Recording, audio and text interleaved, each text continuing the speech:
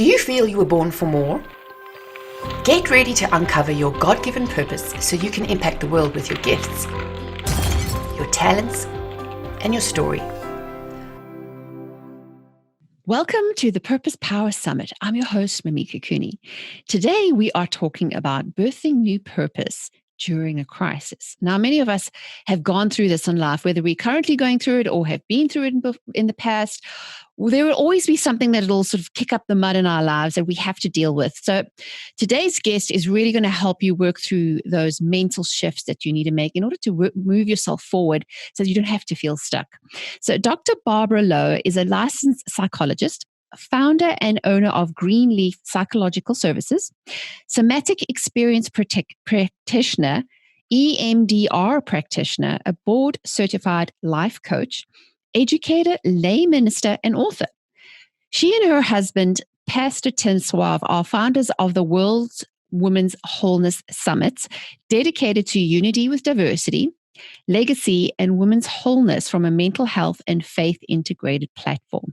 So welcome, Barbara. I'm so excited to have you on the summit today. I'm so honored to be here, Mimika. Thank you. Well, we've had the great privilege of being able to chat before. So we have a bit of your story on the Mimika TV podcast. If you want to know a little bit more about Barbara, you can listen to that. But I really want to dive into our content today because, as we know, as we deal with crises in life, and we just need to have these tools. And I like to find, solutions to problems. And you are one person who definitely can help in this kind of situation where perhaps we're feeling stuck or we're feeling depressed or we're gripped by fear and anxiety. So help our audience sort of figure out, how do we work through that, acknowledging where we are, but what tips can you offer us to sort of move forward? Well, as you know, I come from a place of a lot of abuse and trauma in my background that I experienced. And then on top of that, made some bad choices myself. And what I've really found is that the Lord is able to take the ugliest thing and make it into an opportunity, make it into a beautiful place. And so I love the prayer, Lord, make this into a beautiful place. Lord, use this for your glory.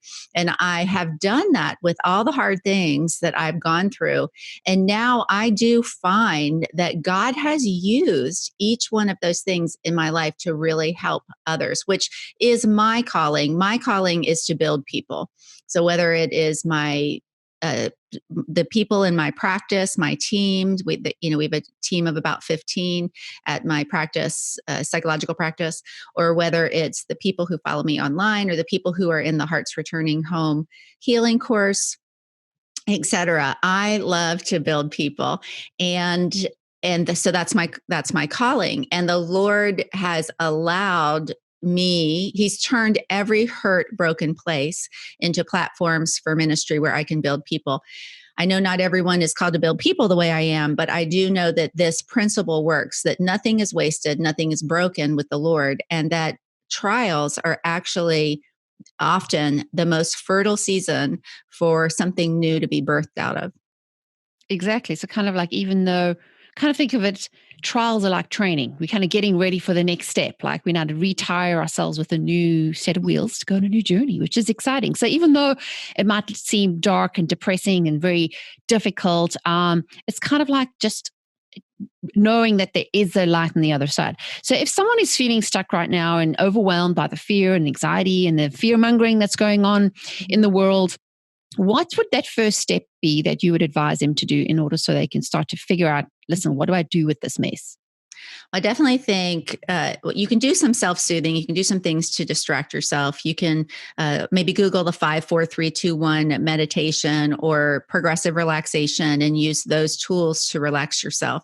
But I really believe ultimately what we want to do is turn our ear to the Lord and what he is saying, because he is saying, behold, I do a new thing. He is doing a new thing in every season. And lately, I've been conceiving of trials, whether it be world trials that we're involved in or our own personal trials, as times of spiritual ovulation where we are more fertile to receive the seed of God's word, the seed of God, what God is saying right now, that something really could be conceived and grow into fruition, into really life being born.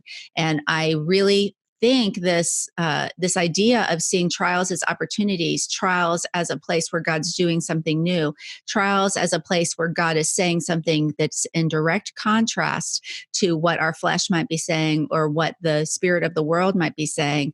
Really hearing God. Trials are often a time of innovation. I mean, God's people have historically, when we look at the Bible, been their greatest during times of trials, pestilence, plagues, etc. And so really looking for what God is doing.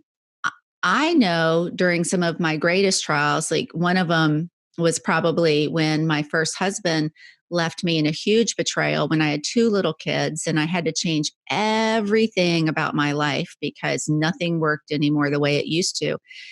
And right before that happened, I had this dream that someone broke into my car and stole all my forms of identity and social security. And that's literally what happened. My whole identity needed to change. Ultimately, although I know God hates divorce and I'm a pro marriage, unless there's abuse, I mean, there are some biblical terms where we can leave. But I'm grateful for what God did through my life during that transformation, because I ultimately gained so much more confidence, so much more character, so much more joy, so much more vision for my life that it changed me. And so literally it was very hard, and I've been through many hard times in my life, but it was also very fertile for God to do what he wanted to do through his word and through my life. Definitely. I love that concept of, conceiving and birthing something new. And it always reminds me, like, God is like nature, like any season doesn't last forever, but, we have the winter seasons which give rise to the spring. And even like if you look at how a seed grows, a lot of the sort of maturing happens in the dark, in the sand, where we can't see anything. And often we're like, why, Lord, why? Why is this happening? I don't see anything. There's no fruit of it yet. But it's kind of like he's just saying, wait, let's just feed it. Just give it some nutrients and eventually it'll push through. So I think we just need to think of our lives as like the seasons, how God works. He's never in a rush. But I love the fact that he uses things and he never throws anything away. So I like that idea of looking at our past mistakes, our hurts, our failures, our betrayals, and being able to use that for God's glory. So how would you help someone flip the script on their life if they were in that situation? Because obviously when you're in the thick of things, it's hard to kind of see past, right? So what would be some actionable tips you could offer them to sort of move forward? Sure. Well, first of all, watch who you're listening to and who you're hanging out with. We listen to content all the time. We're on social media, a lot of us, or TV, and think about what you're thinking about. Think about what you're watching. A lot of times when I do therapy with people, before they leave, we talk about the content they're going to be in for the next week, because that content can undo everything that we just did or everything that we're trying to work toward. If you're trying to not compare yourself to other people, be very careful what you're watching on your Instagram feed. If you're trying to get rid of body shame, for example, don't, there's a lot of things you probably shouldn't be looking at on Instagram. So be careful about the content you're putting in your eyes and in your ears and that you're letting into your heart would probably be one of the big things. And then be spending time with the Lord, trying to get his pulse on things. And put yourself around people who have been where you want to go, whether it be through books, through real mentorship. These days, we can get indirect mentorship in so many different ways because we can follow people on social media. We can buy their audiobooks and often hear what they're saying in their own voice. So think about how you want to be mentored and by whom. And it's likely that you can do that without ever having a personal relationship with that person. Well, that's why I love things like podcasts and these digital summits, because you can access good content in the palm of your hand, in your phone or on your computer. Books, I'm a big proponent of books because I have learned a ton and had a tremendous breakthrough, even from people who are no longer living. And that's what I think content that's legacy based that we can actually set our eyes to. And it even says in the Bible, set your mind and your heart on things that are good, that are lovely and kind. So even as a practical perspective, I've stopped watching the news because I'm just like, I do not want to hear another negative thing. And it just creates this heaviness, this is anxiety. And then, we have the runaway thoughts where the next minute we're in the apocalypse and we're like, wait, hang on a second, how did I get here? Yeah. So I love it how that filters that. So what other tips could you say? Like if someone is feeling like, okay, my life has changed, perhaps they've lost a job, maybe that they feel like things are shifting, dynamics have changed. I mean, for a lot of us, our normal is not normal anymore. Like I'm now homeschooling a 9-year-old, which I hadn't planned on doing. And my 21-year-old is home from college. And so we have 6 adults in one house and the dishes are piling up. So I was having a meltdown the other day because nobody wanted to help. So when we have our normal disrupted, what can we do in order to find a new normal without sort of fighting the old? I think it's really good to inventory what I have control over and what I don't. Even now, get out a piece of paper or maybe start scribbling down. What do I have control over? What do I not have control over? Now, the things we don't have control over are mostly people. All right. So, and a couple other circumstances as well. We have a lot less control than what we think. I recommend for some people to get a God box or a God jar where you can write down your prayers or write down those things that you need to keep turning over to God, to give it to God, give it to God, give it to God. You take it back, you give it to God. But the jar or the God box is a tangible reminder for you to see, oh, God has that. So that can be really helpful. And then for the things we can control, really looking at what we want to reorganize, what we can do. Like you, I'm a big let's do it kind of girl. And so always looking at what I do have control over. I have control over how I'm spending my time. I have control over how I'm spending my money. I have control over what I'm putting before my eyes and my ears. I have control over every choice I make. I have control over the thoughts I choose to think. I don't have control over every thought that comes into my mind, but I do have control over what I think. And really thinking out of the box, letting yourself be creative, brainstorming. What are all the different ways that I could, depending on what your goal is, make this work, make something new work, go in a new direction? What are all the different things I can do?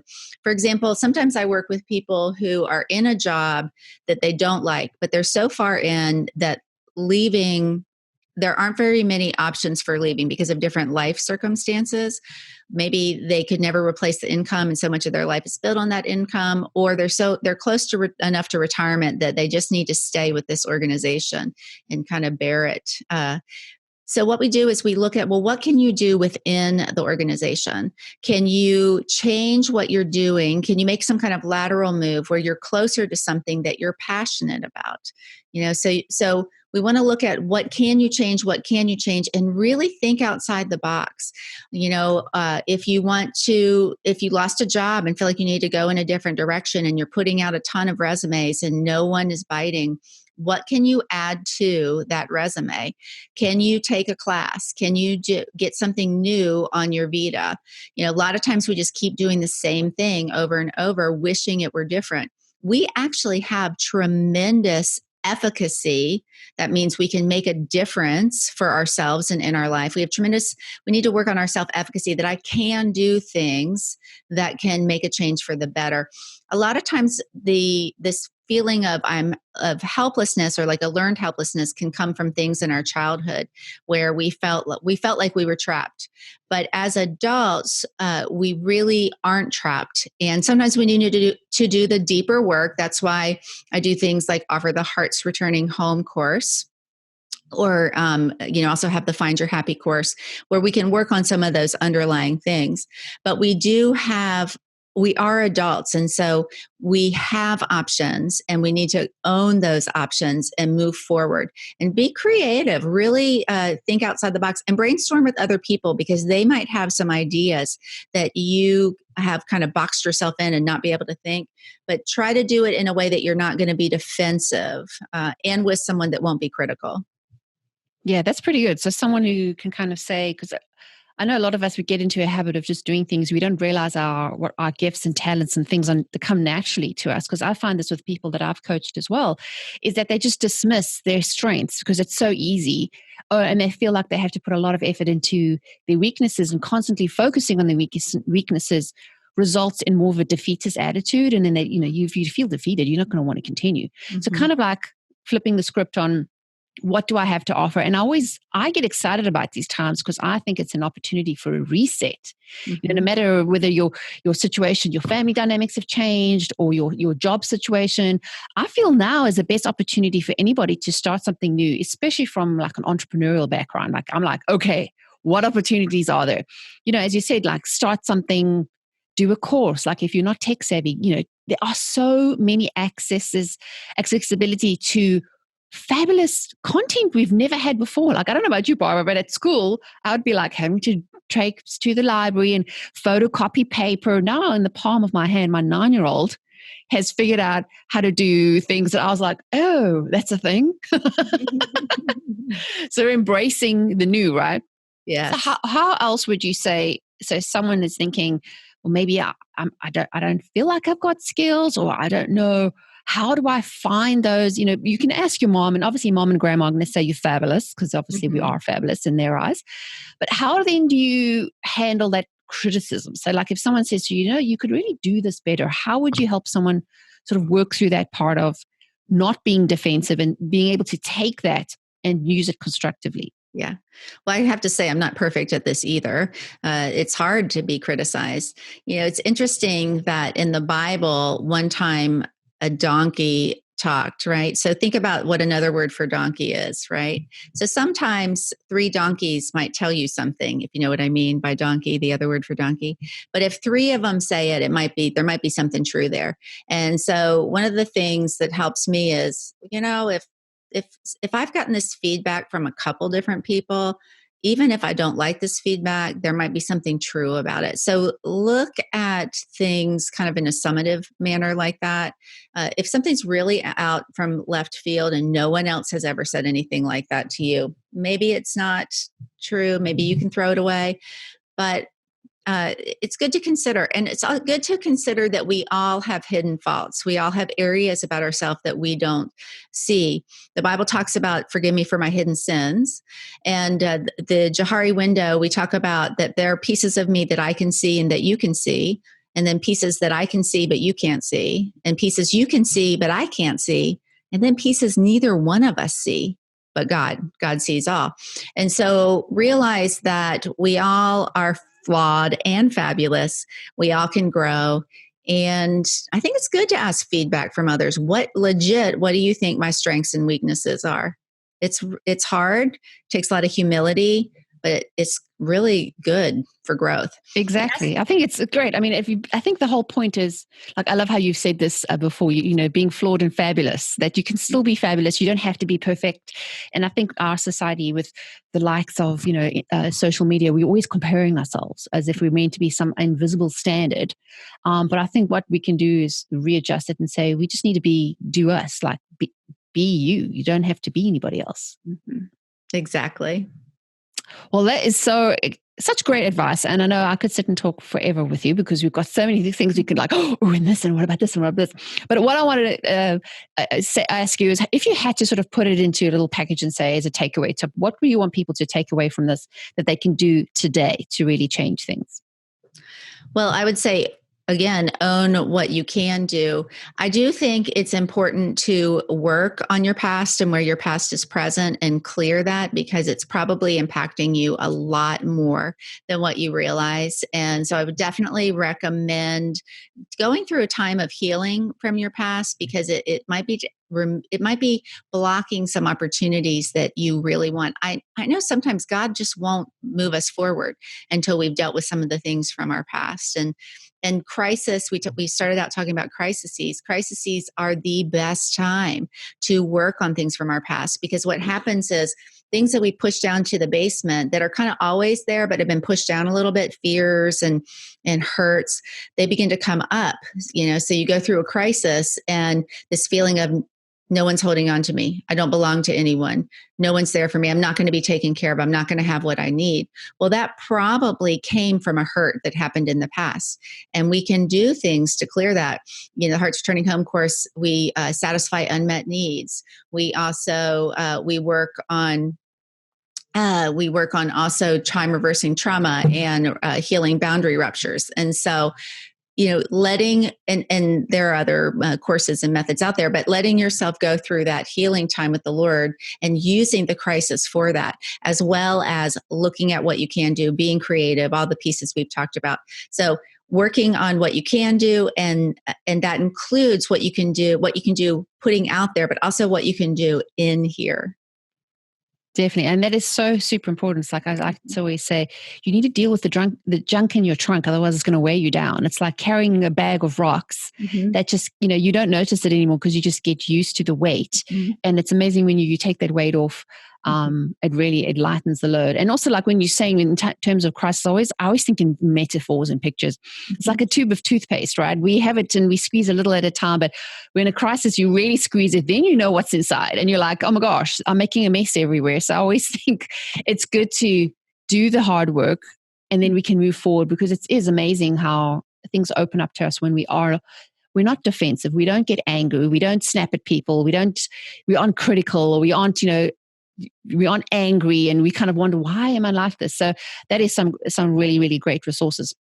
So tell everybody, if they wanted to find out more from you, how can they find you online and connect with you? Well, I would love it if you get on my email list at drbarbaraLowe.com. You can also, I have free gifts at drbarbaraLowe.com/free gifts, I believe it is. I'm on Instagram and Facebook and Twitter and YouTube. And you can also find the Whole Life podcast any place where podcasts are listened to. And also what we would say is you are also very equipped to do like teleconferencing or what did you call it, teletherapy? Well, I do teletherapy, usually though within my own state, but I do have people who come in. I like for them to take the first 4 courses of Hearts Returning Home, which is at heartsreturninghome.com. And the first 4 modules of the course, and then come in, because that way we've worked on all the safety and stability skills, and we've kind of mapped out traumas and unmet needs before they come in. But people come in from all over the world for intensives as well, which are 2 or 3 days. That's great. So that's definitely a great resource to have. Like if you wanted to, no matter where you are in the world, where you're listening to this, you can get that help you need. So definitely connect with Dr. Barbara with all her resources, and we'll have those links available closer underneath the video, wherever you're watching on whichever platform. Make sure to check that out. So I got to say thank you so much for sharing. I always love the content you have to say. You're always so eloquent, and I love how you're always popping up on my Facebook feed because you have such great content. So for those who are listening, and if you really enjoyed what Dr. Barbara had to say, make sure to share it with your friends. I'm sure you know somebody who'd love to hear this, so just share that link. And if you want more freebie resources that we are only available to those on our email list for the summit, go to mimikacooney.com/purpose, and you can grab that there as well. We'd really to help you move forward in that. But I got to say thanks again for joining me. It's always a delight to chat to you. Thank you. It's been such an honor to speak with you and to speak with your viewers. Well, thanks again, everyone, for watching. Till next time. Bye. If you want more free resources that we only share with our newsletter community, go to mimikacooney.com and sign up today. We have great resources like ebooks, inspirational screensavers, printables, and exclusive access to our community.